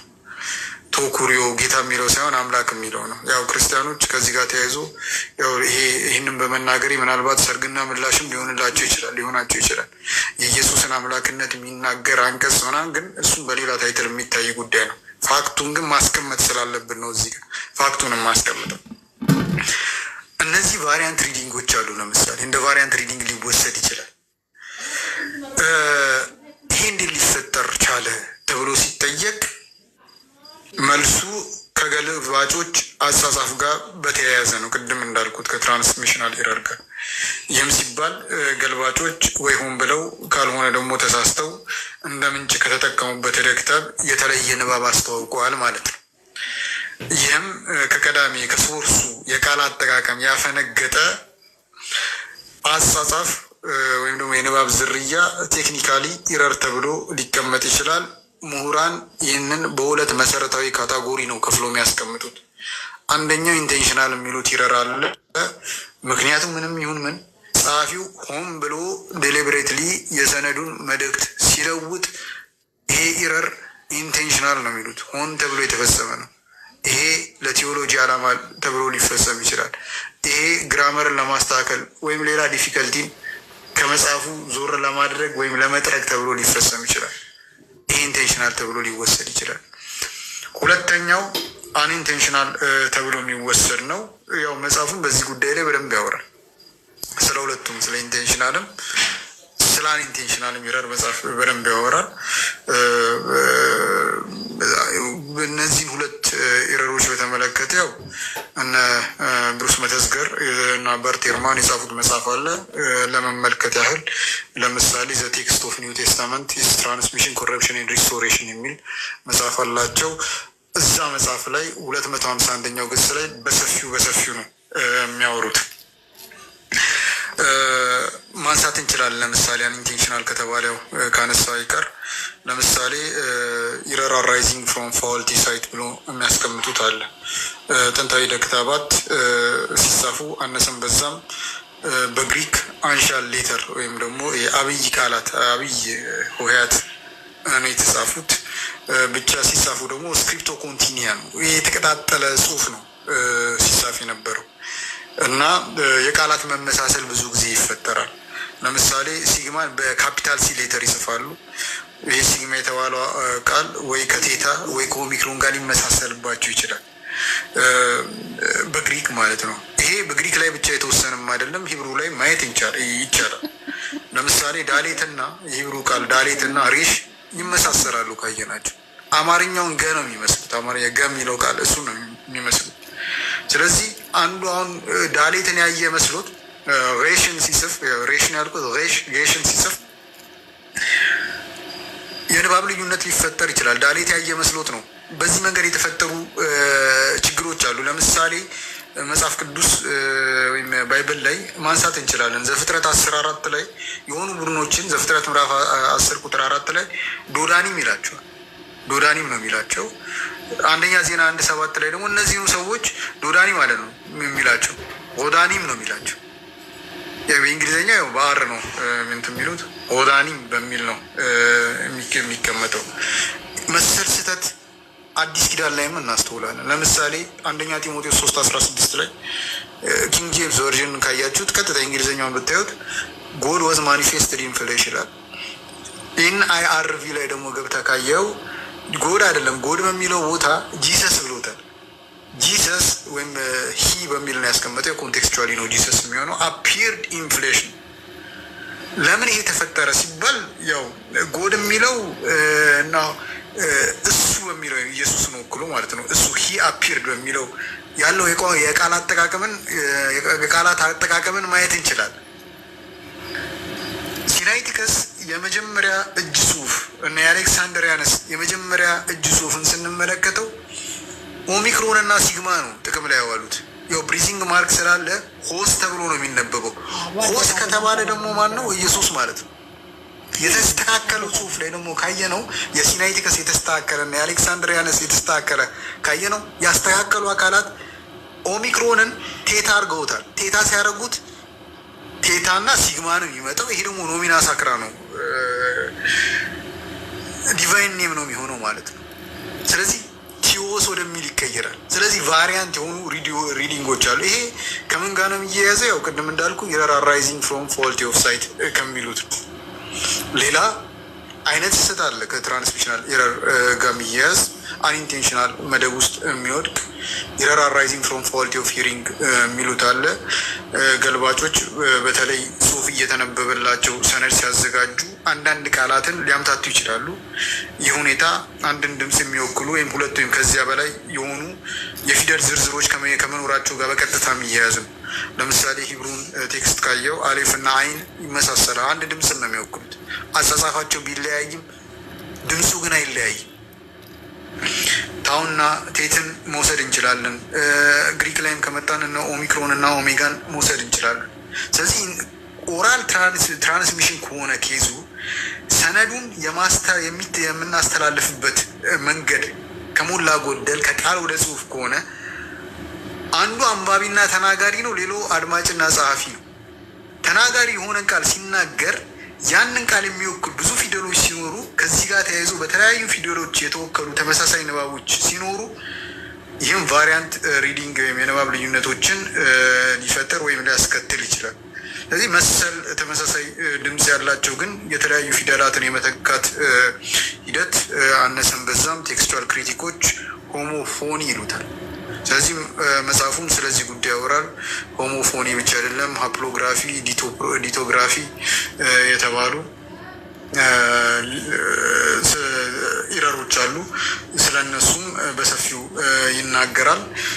ከዛ ውጭ ሜታቲሲስ የሚባል አለ፣ ፊውዥን የሚባል አለ፣ ሆሞኢዮ ቴሌውቶንም እና ሆሞኢዮ አርክቶን የሚባሉ አሉ። ስለነዚህ ነገሮች አነሰን በዛም ያው በሰፊ የሚያብራራበት ሁኔታ አለ። ከዛ ውጭ ኢንቴንሽናል ደግሞ ስለተጨመሩ አሉ። በተለይ ዲፊከልቲዎችን ከመጥረግ አንጻር ስፔሊንግ እና ግራመርን ከማሻሻል አኳያ ሃርሞናይዜሽን ስለሚባለው ቴዎሎጂካሊ ስለሆኑ ቼንጆች ምናምን ያወራል። እሱም ያው እዚህ ባላብራራው እና መጽሐፉ ላይ ቢመለከቱት የሚል ሀሳብ ነው ያለኝ። ናወዛሰን በጣም የሚገርም ነው። ማሻላ በጣም ያው ትራንስሚሽን ኢረር ማለት ምን እንደሆነ አብራርተልናል። እንዴት እንደሚፈጠር አብራርተናል። ማሻላ በጣም የሚገርም ነው። ያው ቅድም ስለ ሀየር እና ሎወር ክሪቲሲዝም ወይ ደግሞ ላላይ እና ታህታይ የሚባለው ክሪቲሲዝም እንትን ተብሎ ነበር። ግን ላላይ ላይ ማየት መመለስ ፈልገን ነበር። ግን ከዛ በፊት ይሄ ቴክስቹዋል ክሪቲሲዝም ራሱ የሚባለው ጥናት እስቲ አመጣጡ ታሪኩን በተመለከተ የተወሰነ ብትለን፣ ምናልባት ወደዛ ከመመለሳችን በፊት እና መጽሐፍ ውስጥም ስለዚህ የተባለ ነገር ካለ የተወሰነ ነገር ብትለን ኢንሻላህ እንወዳለን ማለት ነው። ወደ ኪታባትን የማነጻጸር ጉዳይ ኢትስ ኖት ሪሰንት ዴቨሎፕመንት፣ ያው አሁን ያየነው ዘመናዊ ክስተት አይደለም። ነገር ግን እንደ ዘርፍ ሳይንሳዊ በሆነ መንገድ ተወልዶ ያደገው ከኤንላይትመንት ጋር ተያይዞ ነው።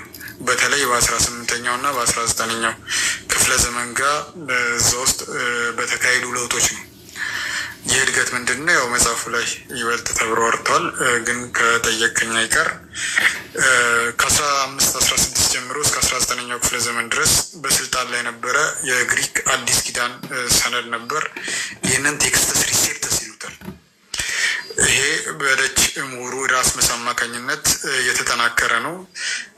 ጽሁፉ አነሰን በዛ የባዛንታይን የጽሁፍ ዝርያ ላይ የሚመሰረት ነው።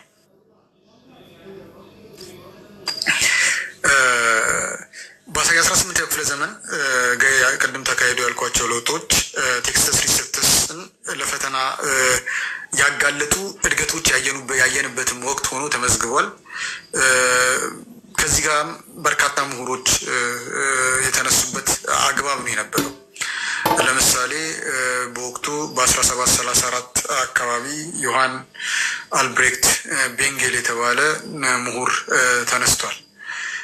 በዳበረ መልኩ ባይሆንም እደ ክታባትን ወደ ተለያዩ የስነ ጽሁፍ ዝርያዎች በመለየቱ ረገድ ቀዳሚ የነበረ ጀርመናዊ ምሁር ነው። ከዚህ ጋር የተያያዙ ርዕሶች አብዛኛው ሊባል በሚችል ደረጃ ከጀርመን ኢንላይትመንት ጋር ነው የሚያያዙት። ይገርመኛል የጀርመን ሁኔታ እና ይሄ ብቻ አይደለም። ብዙ ፊሎሶፊዎች እና ትውቶች በተለይ በቅርብ ጊዜ ተነሱ። እነ ፍሬድሪክ ሄግል እና አይዲያሊዝም እነ ኒቼ ጨምሮ ኤግዚስታንሻሊዝም እነ ካርል ማርክስ የጀርመን ምሁራን ናቸው። ብዙ ለውጦች አሉ፣ ጀርመን ላይ ሲካሄዱ የነበሩ ለውጦች አሉ እና ቴክስቹዋል ክሪቲሲዝምም እዛ አካባቢ ሻምፒዮን ናቸው ማለት እንችላለን። አነሰም በዛም በዚህ እንትን ማለት ነው። ወደ ጉዳዩ ስመለስ ቀላል የማይባሉ አካላት ይህንን የጀርመን የሉትራን ቴዎሎጂያን የዘመናዊ አዲስ ኪዳን ወይም ቴክስቹዋል ክሪቲሲዝም አባት ይሉታል። አንዳንዶች ዘ ፋዘር ኦፍ ክሪቲካል አፓራተስ ይሉታል። ይህ ግለሰብ በእደ ክታባት መካከል ያሉ ልዩነቶች እንደ ስጋት ሳይቆጠር ሳይንሳዊ በሆነ መንገድ ሊፈቱ እንደሚገባ ያመነ ከመጀመሪያዎቹ ሰዎች ውስጥ ነው። ካደረጋቸው አስተዋጽኦች መካከል በ1734 ያሳተመው የግሪክ አዲስ ኪዳን መጽሐፍ ነው። አንድ ወጥ የሆነ የግሪክ አዲስ ኪዳን እትም አሳተመ። ከቀድሞ አዘጋጆች በተለየ መልኩ በጽሁፍ የግርጌ ማስታወሻ ላይ የተለያዩ የእደ ክታባት አማራጭ ንባቦች እነዚህ ቫሪያንትስ የምንላቸውን አካቶ ያቀረበበት ሁኔታ ነው። ከዛ ውጭ ደግሞ በጣም የሚገርም ኮንትሪቢዩሽን አለው። በቴክስቹዋል ክሪቲሲዝም ሃርደር ሪዲንግ የሚባል ፕሪንስፕል አለ። the difficult reading is preferable to the easiest one. በኋላ ላይ እነ ግሬስ ባህ ከመጣበታለሁ። ሌክሲዮ ዲፊሲሊዮር ፖቲዮር የሚሉት ነገር አለ። ፕሪንስፕል ነው። ሌክሲዮ ዲፊሲሊዮር ፖቲዮር፣ ሌክሲዮ ብሬቪዮር ፖቲዮር ምናምን የመሳሰሉ በላቲንኛ ፕሪንስፕሎች አሉ። በተለየ ቋንቋ አሁን ይሄ እኔ ግሬስ ባህን አጠቃቀም ነው የተጠቀምኩት፣ ግን ይሄ በተለየ ቋንቋ ያቀረበበት ሁኔታ ነው የነበረው። ይህንን መርህ ከማቋቋም አንጻር ያው ግለሰቡ ኢንስትሩመንታል እንደሆነ ነው የሚነገረው።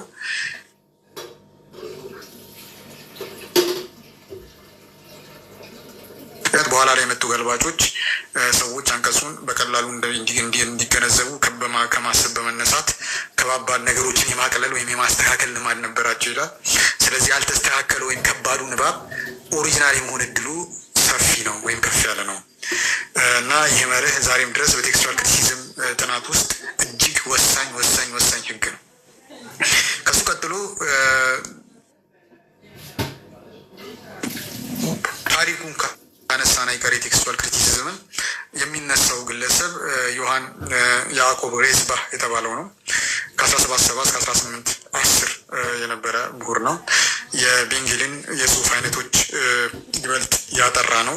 ቅድም እንዳልኩት 15 የሚሆኑ የህየሳ ህጎችን ያስቀመጠ ግለሰብ መሆኑ ይነገራል። ከዛ ውጪ ዘመናዊ የተባለው ቴክስቹዋል ክሪቲሲዝም አባት ነው ይሉታል።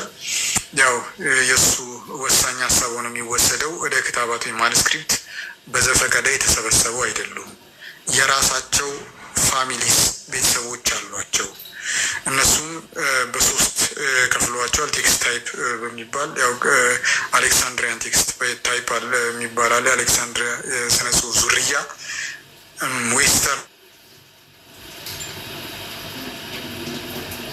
ቴክስት ታይፕ የሚባል አለ፣ ባዛንታይን ቴክስት ታይፕ የሚባል አለ።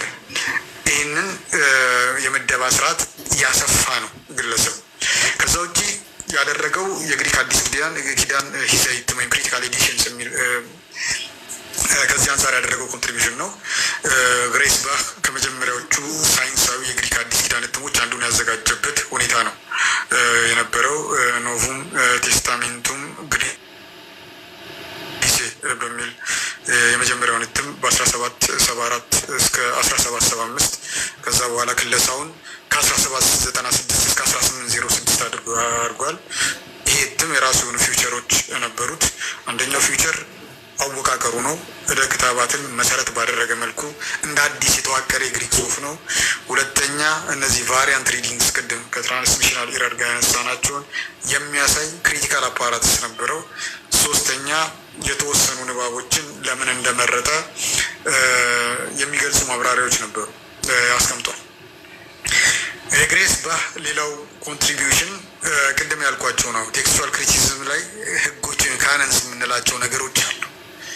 እነዚህ ህጎች አሁንም ድረስ በነ ብሩስ ማኒንግ መተዝገር እና በነ በርት ሄርማን ድረስ ከሞላ ጎደል በእነሱ ብቻ ሳይሆን ሁሉም ሊባል በሚችል የስኮላርሊ ደረጃ በዚህ ዘርፍ ያለ የሚጠቀሙባቸው ናቸው። 12 ህጎች አሉ። ከነዚህ ውስጥ አሁን በዋናነት ቀደም ያነሳሁት ሌክሲዮ ዲፊሲሊዮር ፖቲዮር የሚባለው ከበድ ያለው ንባብ ይመረጣል። ያው ስክራይብስ አብዛኛውን ጊዜ ጽሁፍን ከማወሳሰብ ይልቅ አንባቢ እንዲረዳ ሲምፕሊፋይ ያደርጉ ነበር። ይህን የሚገልጽ መርህ ነው። ሌክሲዮ ብሬቪዮር ፖቲዮር ደግሞ ይባላል። በላቲን አጠር ያለው ንባብ ይመረጣል ማለት ነው። ጸሐፍት ማብራሪያዎችን የመጨመር ዝንባሌ ነበራቸው የሚል ኮንትሪቢሽን ከዚህ አኳያ ያደረገው ኮንትሪቢሽን አለ። ሌላው ግሬስ ባህን ለየት እነዚህ ሰዎች በነገራችን ላይ ብሮ ካነሳናቸው አይቀር ቴክስቹዋል ክሪቲሲዝም ውስጥ ጥናት የሚያደርግ ሰው በመሰረታዊነት ሊያውቃቸው የሚገባቸው ሰዎች ናቸው። ሌላው የዚህ የግሬስ ባህ ኮንትሪቢሽን ለሲኖፕቲክስ ወንጌላት ጥያቄ ያቀረበው አስተዋጽኦ ነበር። ይሄ ግሬስ ባህ ሃይፖቴሲስ ተብሎ ይታወቃል፣ ወይም ደግሞ ቱ ጎስፔል ሃይፖቴሲስ ተብሎ ይታወቃል። ያው የማርኪያን ፕራዮሪቲ ሀሳብ ቀድሞ ዳብሮ ከመውጣቱ በፊት ግሬስ ባህ ያቀረበው ነበር። ማቴዎስ መጀመሪያ እንደተጻፈ ያው ፕራዮሪቲውን ለማቴዎስ የሰጠበት፣ ከዛ ሉቃስ እሱን እንደተከተለና ማርቆስ ደግሞ ሁለቱንም ማቴዎስንም ሉቃስንም ተጠቅሞ እንደጻፈ ማለት ነው። ይሄ ጽንሰ ሀሳብ የሁለት ወንጌላት ጽንሰ ሀሳብ ተብሎ ይታወቃል። ሃየር ክሪቲሲዝም ላይ ዲቴል አንስቼዋለሁ። ያው ኢንሻአላህ መጽሐፉ ላይ በደንብ ይታያል ማለት ነው። ግን ይሄው ሀሳብ በቅሬስ ባህ የተነሳው ሀሳብ እስከ ዛሬ ድረስ እንደ አንድ ጠንካራ አማራጭ ንድፈ ሀሳብ ነው የሚወሰደው ማለት ነው። ይሄ ሌላው ሁለተኛው ዘርፉን ያሻሻለ ወይም ታሪኩን ከቀየሩ ምሁራኖች ውስጥ ሌላው ነው። ሌላው ስኮላር ያው ካርል ላክማን የሚባል ስኮላር አለ። ካርል ላክማንን ያው ካርል ላችማን ብሎ ተርጉሞታል ያሬድ ሽፈራው። በ1831 የነበረ ምሁር ነው። እጅግ ሳይንሳዊ በሆነ መንገድ የቴክስቹዋል ክሪቲሲዝም ዘርፍ ወደ መሬት ያወረደ ምሁር ተደርጎ ነው የሚወሰደው። ያው ላክማን ለምን እንደ ወሳኝ ሰው ይቆጠራል የሚል ጥያቄ መነሳቱ አይቀርም። ከላክማን በፊት እንደነ ቤንጌል እና ቅድም እንደነ ግሬስ ባህ ያሉ ታላላቅ ምሁራን ታላላቅ እርምጃዎች ተራምደው ነበር። በእነሱ ጊዜ ይሄ ቴክስተስ ሪሴፕተስ የተባለው ጽሁፍ አሁንም እንደ መደበኛ ጽሁፍ ይቆጠር ነበር። የራስ መስ ጽሁፍ ማለት ነው። ብዙ ምሁራን ይሞክሩ የነበረውም የሚያደርጉ የነበረውም ጥረት ቴክስተስ ሪሴፕተስን ለመተካት ሳይሆን ለማረም ነበር። ላክማን ግን አይሆንም ብሎ ነው ፊት ለፊት የተቃወመው። ያለው ቴክስተስ ሪሴፕተስ ምንም አይነት አውቶሪቲ የለውም፣ ስልጣን የለውም። የአዲስ ኪዳን ጽሁፍ ከ4ኛው ክፍለ ዘመን በፊት በነበረበት መልክ እንደገና መገንባት አለበት ነው ያለው። ይህ አስተሳሰብ በመሰረታዊነት አብዮታዊ አስተሳሰብ። ስለዚህ የዚህ ግለሰብ ዋና አስተዋጽኦ ሆኖ የሚወሰደው ቴክስተስ ሪሴፕተስ ሙሉ በሙሉ የተወ የመጀመሪያ ምሁር ነው። በነገራችን ላይ ቴክስተስ ሪሴፕተስ ለኪንግ ጄምስ ቨርዥን መጽሐፍ አሁን ኪንግ ጄምስ ቨርዥን የሚባለው ቅጂ ያላል ለሱ መሰረት የሆነ ነው እና ይሄ ግለሰብ ሙሉ በሙሉ የተወ የመጀመሪያው ምሁር ነው። በቴክስተስ ሪሴፕተርስ ላይ ያልተመሰረተ ነገር ግን በጥንታዊ ክታቦች ላይ ብቻ የተመሰረተ የመጀመሪያውን የግሪክ አዲስ ኪዳን ሰነድ አዘጋጀ። ኖቨም ቴስታመንትም ግሪሲ በሚል በ1831 እና ከ1842 እስከ 1850 ይመስለኛል እና ይህን ሲያዘጋጅ እጅግ በጣም ጥንታዊ ክታባትን ተጠቅሟል። የጥንት ትርጉሞችን ላቲንና ሲሪያክ የተባሉትን ተጠቅሟል። የቸርች ፋዘርሶችን ተጠቅሟል። አስፈላጊ ካልሆነ በቀር በመካከለኛው ዘመን ባዛንታይን ቴክስት ታይፕ የሚባለዋል እነሱን አልደግፍም እና ሰውየው ግለሰቡ የአዲስ ኪዳንን ምርምር ከስነ መለኮት አውጥቶ ወደ ሳይንስ ነው ከሞላ ጎደል ያሸጋገረው ማለት ነው። ሌላው ኮንትሪቢዩሽን ያው የዘር ሀረግ የሚባል ሜተድ አለ፣ ጂኒዮሎጂካል ሜተድ የሚሉት ከዌትስኮት እና ሁርት በፊት ያው በተወሰነ መንገድ ያመጣ ነበር ወይም የተከተለ ነበር። ያው የጂኒዮሎጂውን ያያል። በማንስክሪፕቶች መካከል ያለውን ሼርድ ኢረር ወይም የጋራ የሚጋሩትን ስህተት ይመለከታል። ከዛ አባታቸው ደግሞ ምንድነው የጋራ መገኛቸው የኮመን አንሴስተር የምንለው ነገር ምንድነው የሚለው ነገር ይመለከታል። እንደውም ሁለት የእጅ ጽሁፎች ተመሳሳይ ስህተት ካላቸው ከተመሳሳይ ምንጭ የመጡ መሆን አለባቸው።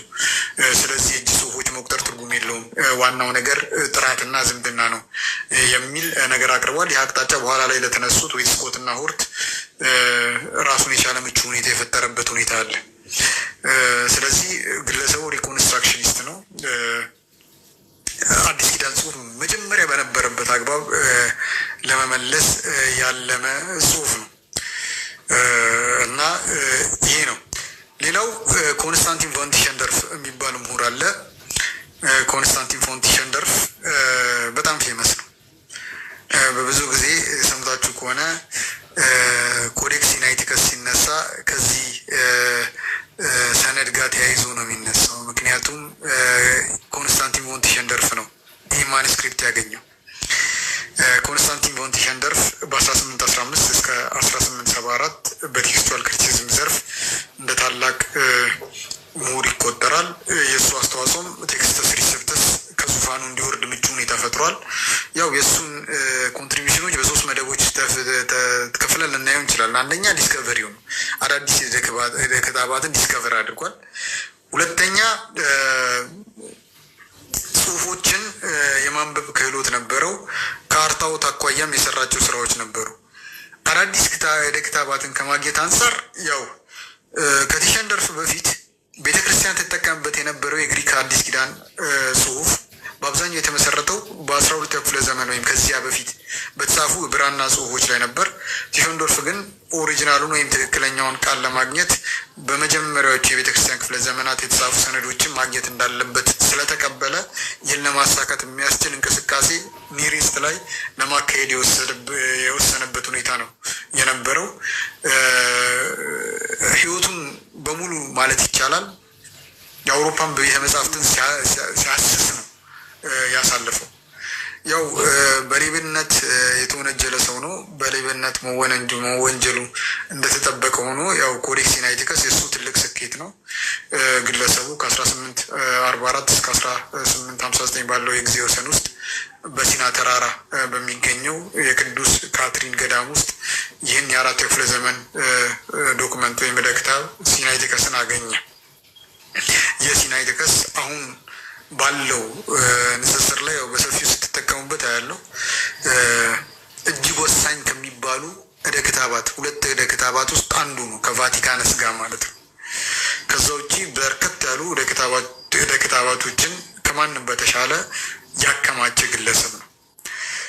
ከ20 በላይ የሚሆኑ ጥንታዊ አንሻል ወይም አብይ ፊደላት በዛ የተጻፉ መጽሐፍትን በግሉ አግኝቷል እና ያሳተመበትም ሁኔታ ነበር። ይሄ ኮንትሪቢሽኑ ለቀጣይ ምሁራን ያው እንደ ጥሬ ዕቃ እንደ ሪሶርስ ያገለገለበት ሁኔታ ተፈጥሯል። ሌላው የፓሊምፕሴስትስ ባለሙያ ነው። ፓሊምፕሴስትስ የሚባል ነገር አለና ፓሊምፕሴስትስ የምንለው ያው አንድ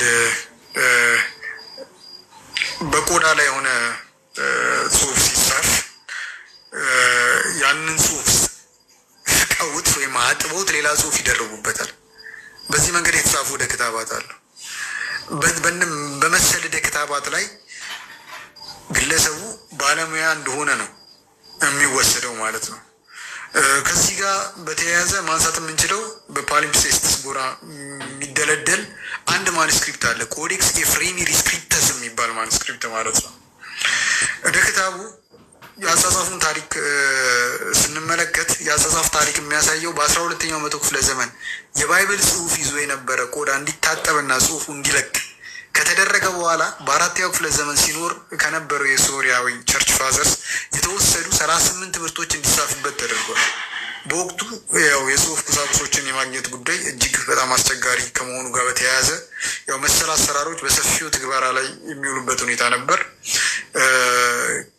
ከዚሁ ከዕደ ክታቡ ላይ ከተጻፉ ትምህርቶች በስር ወይም ጀርባ ተጽፎ የሚገኘው የባይብል ጽሁፍ ለመጀመሪያ ጊዜ በ17ኛው ክፍለ ዘመን መገባደጃ ላይ አንድ በፕሮቴስታንት እምነት ፓስተር ፒየር አሊክስ በተባለ ግለሰብ አማካኝነት ያው ተገኝቷል። በ18ኛው መቶ ክፍለ ዘመን ከስር ሰፍሮ የሚገኙ የመጀመሪያው ጽሁፍ ለመመለስ የሚያስችሉ ቀዳሚ ሙከራዎች ተደረጉ። ሆኖም ቀለሙ በመደብዘዙና አንዳንድ ገጾችን በመቀደዳቸው እንዲሁም ከላይና ከታች ተደራርበው ወይም ሰፍረው የሚገኙ 2 ጽሁፎች በመደራረባቸው ምክንያት ሂደቱን አስቸጋሪ ያደረገበት ሁኔታ ተፈጠረ። ከዛ አንዳንድ ምሁራን ተስፋ ቆርጠው ይሄ ኮዴክስ ኤፍሬሚ ሪስክሪፕተስ ስር ተጽፎ የነበረውን ጽሁፍ መልሶ ማግኘት እንደማይቻል የደመደሙበትም ሁኔታ ተፈጥሮ ነበር። በ1840ዎቹ መጀመሪያ ኮንስታንቲን ፎን ቲሸንደርፍ አዲስ ግኝት ይፋ ሆነ። ቲሸንደርፍ የእጅ ጽሁፉን ለመፍታት 2 ዓመታት የሚያክል የታገለበት ሁኔታ ነው የነበረው።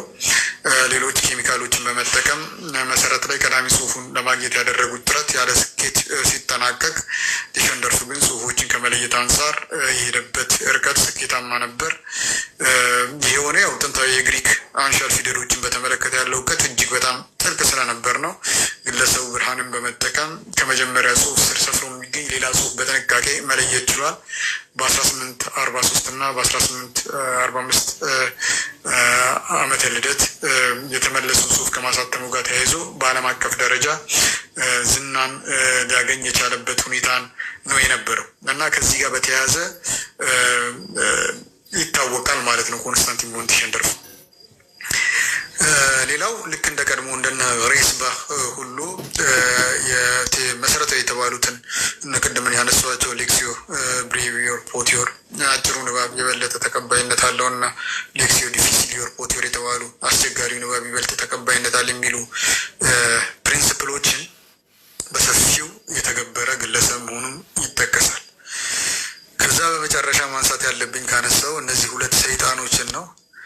አንዳንዶች ኦከልቲስት ናቸው ይላሉ፣ ሰይጣን አምላኪዎች ናቸው ይላሉ። ከጥላቻ ለእነዚህ ሰዎች ያላቸው አሉ። ቴክስቹዋል ክሪቲሲዝም ላይ እነዚህ ሰዎች ያላወቀ ሰው ቴክስቹዋል ክሪቲክ ሊሆን አይችልም፣ ሊሆንም አይገባም። እነዚህ ግለሰቦች ዌት ስኮት እና ፌንቶን ሆርት ነው የሚባለው። ዌት ስኮት እና ሆርት ብለው ነው በብዙ ጊዜ የሚጠቅሷቸው። ዌት ስኮት እና ሆርት በተለይ ለዘርፉ ኢንተረስቱ ያላችሁ ሰዎች እነዚህን ግለሰቦች ማወቅ አለባቸው። በጣም ነው ማደንቃቸው ግለሰቦቹ። ሳይንሱ አብዮታዊ ሊባል በሚችል ደረጃ በአዲስ መሰረት ላይ ያቆሙ ጀግኖች ናቸው እነዚህ ግለሰቦች። ያው ቅድም እንዳልኳችሁ ሰይጣን አምላኪዎች ናቸው የሚባለው ነገር ያው በመላምት ደረጃ ነው ያለው። ናቸው አይደለም የረገጠ ነገር የለም እስካሁን ባለኝ መረጃ ማለት ነው። ካለ እቀበላለሁ። እና ምንድን ነው ለየት የሚያደርጋቸው ሲባል የንባብ ልዩነቶች ላይ ፍርድ ከመስጠት አኳያ ሳይንሳዊ ሊባል በሚችል መልኩ መለኪያ ይዘው ነው የመጡት እነዚህ ግለሰቦች። አሁን ቴክስቹዋል ክሪቲሲዝም ላይ የትኛው ቫሪያንት ነው ለኦሪጂናሉ የቀረበው ተብሎ ሲጠየቅ የሚቀርቡ ማስረጃዎች አሉ። ኤክስተርናል ኤቪደንስ እና ኢንተርናል ኤቪደንስ የሚባሉ ነገሮች አሉ። ኤክስተርናል ኤቪደንስ ሲባል ራሱ በእደ ክታባት ላይ የሚያተኩር ነው። ለምሳሌ በጥንታዊ እደ ክታባት የሚገኙ ንባቦችን መምረጥ ሊሆን ይችላል። ጂኦግራፊን ለምሳሌ እና ከዛ ጋር የተያያዙ ዝርያዎችን ማየት ሊሆን ይችላል። የጽሁፎችን ጥራት መመልከት ሊሆን ይችላል። ኤክስተርናል ኤቪደንስ የሚባለው ማለት ነው። እነዚህ ያደረጉት ዌት ስኮት እና ሆርት ግን ኢንተርናል ኤቪደንስ የሚባለውን ፕሪንስፕል አፕላይ ያደረጉ ሰዎች ናቸው። በጣም በጣም በጣም ጂኒየስ የሚባሉ ሰዎች ናቸው። ይህንን ነው ያስተዋወቁን ማለት ነው። አሁን ኢንተርናል ኤቪደንስ ላይ ሁለት ነገሮች አሉ። ኢንትሪንሲክ ፕሮባቢሊቲ እና ትራንስክሪፕሽናል ፕሮባቢሊቲ የሚሉት ነገር አለ። ኢንትሪንሲክ ፕሮባቢሊቲ የሚሉት ያው ሂስ አድራጊው ወይም ክሪቲኩ የትኛው ንባብ ከደራሲው ከሚታወቀው ዘይቤ፣ የቃላት አጠቃቀም እና ስነ መለኮት ጋር በተሻለ ሁኔታ ይጣጣማል ብሎ ጠይቆ ትንተና ሲያደርግ ሰች ፎርም ኦፍ ኢንተርናል ኤቪደንስ ውስጥ የሚወር ኢንትሪንሲክ ፕሮባቢሊቲ ይሉታል በቴክስቹዋል ክሪቲሲዝም። ጽሁፉ ላይ በደንብ ተብራርቷል። ብዙ ፈርዘር አልሄድበትም። ትራንስክሪፕሽናል ፕሮባቢሊቲ ደግሞ ከስክራይቦች ጋር ነው በቀጥታ የሚያያዘው። ቅድም ስናወራ ነበር በሚታወቁት የገልባጮች የስክራይባል ሀቢትስ የሚሉት ነገር አለ። እዛ ሀቢት ላይ በመመስረት አንድ ገልባጭ ሊሰራው የሚችለው የትኛው ስህተት ነው ብሎ የሚጠይቅ ነው።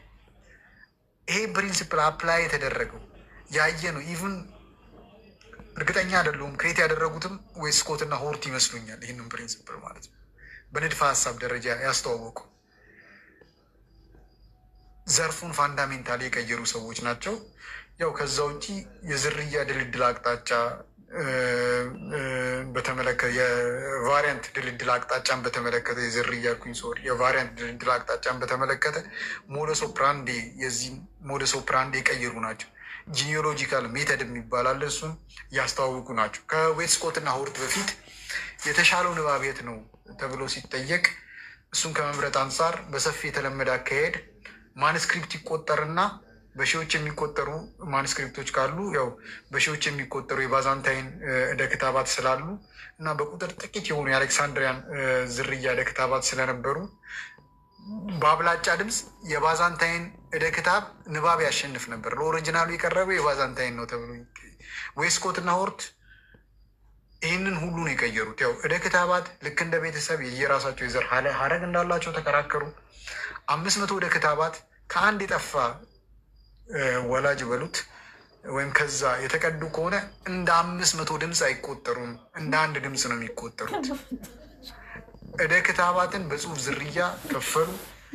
በዚህ መንገድ እንዲደለደል ስላደረጉ ያው አብዛኞቹ እደ ክታባት ወይም የባዛንታይን ቴክስት ታይፕ የሚባሉት በጣም በኋላ የመጡና ብዙም ማስተማማኝ ያልሆኑ መሆናቸውን በማረጋገጥ የአብዛኛው ይበልጣል የሚለውን መከራከሪያ ውድቅ ያደረጉ ናቸው። ከዛ በኋላ ያነሱት ሀሳብ አለ ኮንፍላንቴሽን የሚባል የውህደት ንድፈ ሀሳብ። እነዚህን አስተዋወቁ። ከዛ ስለ ኒውትራል ቴክስት ታይፕ ወይም አሌክሳንድሪያል ቴክስት ታይፕ ስለሚባለው ይሄ ዝርያ በጣም የጠራ ለኦሪጂናሉ አቅረብ ወይም ቅርብ የሆነ ዝርያ እንደሆነ ያስቀመጡበት ሁኔታ ነበር እና እነዚህም ምሁራን አሁንም ድረስ የእነሱ ሜተድ ነው ቴክስቹዋል ክሪቲሲዝም ዘርፍ ላይ አነሰም በዛም ጥቅም ላይ እየዋለ ያለው። ለምሳሌ ብሩስ መተዝገር የሚሉት ነገር አለ። ብሩስ መተዝገር የሚሉት ነገር አለ። ኢንተርናሽናል ኮሚቴ ዛት ፕሮዲውስ ዩናይትድ ባይብል ሶሳይቲ ግሪክ ኒው ቴስተመንት is not only adopted the Westcott and Hort edition as its basic text, but followed their methodology in giving attention to both external and internal considerations ምናምን ብለው ነው እነሱ ራሱ ያስቀምጡት ማለት ነው። እና በጣም ጂኒሶች ናቸው። ይህን ይመስላል። ያው ካበዛሁት ማሻላ ተባረከላ ይጨምርልክ። ወላሂ ማሻላ በጣም የሚገርም ነው። እና ያው እንግዲህ አመጣጡ ምናምን ቴክስቹዋል ክሪቲሲዝም ታሪካዊ ዳራውን ወደኋላ መለስ ብለን ስናይ ብዙ በጥቂቱ ያው ከመጽሐፉ ላይ ቆንጸል ተደርጎ በማንኪያ በምናምን ነው የተሰጠን። ኢንሻላህ ወደፊት መጽሐፉን የምታነቡ ሰዎች በደንብ ታውቁታላችሁ። እሺ ወደ ሌላኛው ጥያቄ እናልፋለን ኡስታዝ፣ እና ይሄ ላስት ኩዌስችን ነው የሚሆነው። ፔንታቶክ ተብለው የሚታወቁ መጽሐፍቶች አሉ እና በተለምዶ ያው የሙሴ መጽሐፍቶች የሚሏቸው እና ማን ነው የጻፋቸው? እና እስቲ ይህንን በተመለከተ መጽሐፍህ ያለው ነገር ካለ እስቲ በሰፊው ታብራራለን። በተለይ በጣም ወሳኝ ነገር ስለሆነ ይህ ነገር ማለት ነው። ኢንሻላህ እስቲ ሰፋ አድርግልን። መልካም። ፔንታቶክ ማን ጻፈው? ፔንታቶክ ማለት ያው ከሞላ ጎደል ሰምታችሁታል ከዚህ በፊት ሲወራ። የመጀመሪያ የብሉይ ኪዳን 5 ጽሑፎች የተመለከተ ነው ጥያቄው። ፔንታቶክ ማን ጻፈው የሚባለው ቅድም ሳነሳው ነበር። በላዕላይ ህየሳይ መደብ ስር የሚደለደል ተጠይቅ ነው ጥያቄ ነው። ይህም በተመለከተ ያው መጽሐፉ አንደኛ የሚያነሳው የሰዎች ይህን ጥያቄ ከመመለስ አንጻር የሚደለደሉበት የአመለካከት ካምፕን ያወራል። ይህም ማለት ሰዎች ለዚህ ጥያቄ ከሚሰጡት ምላሽ አንጻር በሁለት የአመለካከት ካምፖች ስር ይወድቃሉ። አንደኛው ትራዲሽናሊስት በሚል የለየው የካምፕ መደብ ነው። ሁለተኛው ቅድም ያልኩት ሪቪዥኒስት ልንለው እንችላለን፣ ሂስቶሪካል ክሪቲካል በሚል የካምፕ መደብ የሚታወቀው ነው። ትራዲሽናሊስት የአመለካከት መደብ የሚባለው የጸሐፊውን ማንነት በተመለከተ የሚቀመጠው ብይን መሰረቱ ትውፊት ሲሆን መሰል የድምዳሜ አወሳሰድ መደብ ትራዲሽናሊስት በሚል ሊቀመጥ ይችላል። ይህም ማለት አንድ አካል ትውፊት ምን ይላል የሚለውን መሰረት አድርጎ የጸሐፊውን ማንነት በተመለከተ ብይን ሲያስቀምጥ የግለሰብ ትራዲሽናሊስት ተብሎ ሊቀመጥ ይችላል። ይህን ትራዲሽናል የአስተሳሰብ ካምፕ ጁዊሽ እና ክርስቲያን በሚል ሁለት የመደብ ጎራ ክፍሎ ያያል። ያው እነዚህ ሁለት አካላት